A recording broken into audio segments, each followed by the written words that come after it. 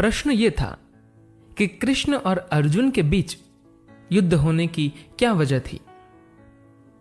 भगवान कृष्ण और अर्जुन के बीच कभी कोई युद्ध नहीं हुआ, ना ही किसी पुराण, ना महाभारत, ना किसी लोक कथा में इसका वर्णन है। हालांकि यह झूठी कहानी कुछ नाटक लेखकों ने 1890 में बनाई।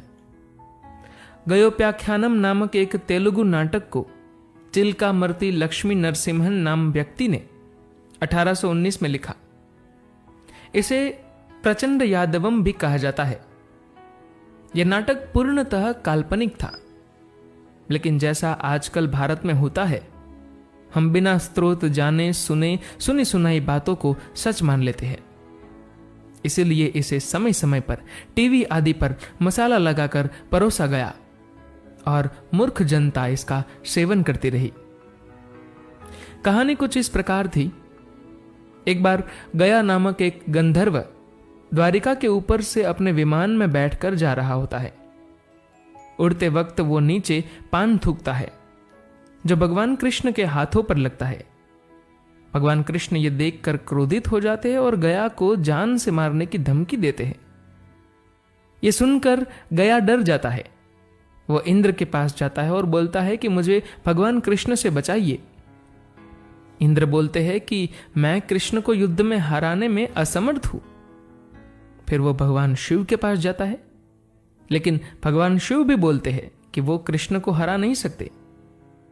ये सुनकर गया निराश हो जाता है। उड़ता उड़ता वो नारद मुनि के पास पहुंचता है। नारद मुनि उसे देखकर सब समझ जाते हैं और सलाह देते हैं कि तुम अर्जुन के पास जाओ और उससे प्रार्थना करो कि वो तुम्हें कृष्ण से बचाए। लेकिन तुम पहले अर्जुन को यह ना बताना कि युद्ध किसके साथ करना है। बस बोल देना एक राजा मुझे मारना चाहता है। अर्जुन के सामने जब गया रोते हुए जाता है तो अर्जुन तुरंत गया को वचन देते हैं कि मैं तुम्हें उस राजा से बचाऊंगा, क्योंकि क्षत्रिय का धर्म है शरणार्थी की रक्षा करना। लेकिन जब अर्जुन को पता चलता है कि युद्ध भगवान कृष्ण से करना है, तो वो सोच में पड़ जाते हैं।